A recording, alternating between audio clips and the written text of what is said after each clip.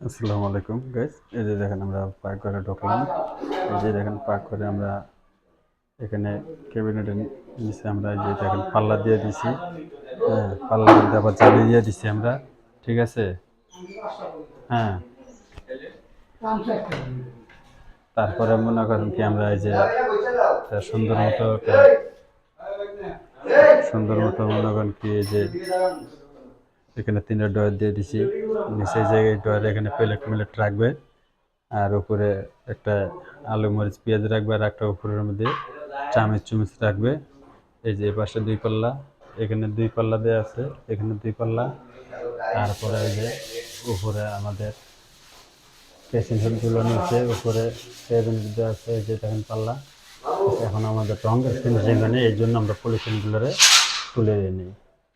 Gas আবার এখানে glass আছে, গ্লাসগুলো লাগাই দিয়ে নিই। দেখেন তাদের ফিনিশিং মশলা দিলে খারাপ আছে। তারপরে এখানে একটা মিক্সেপ আছে, এখানে যে খাবার রাখবে। এই যে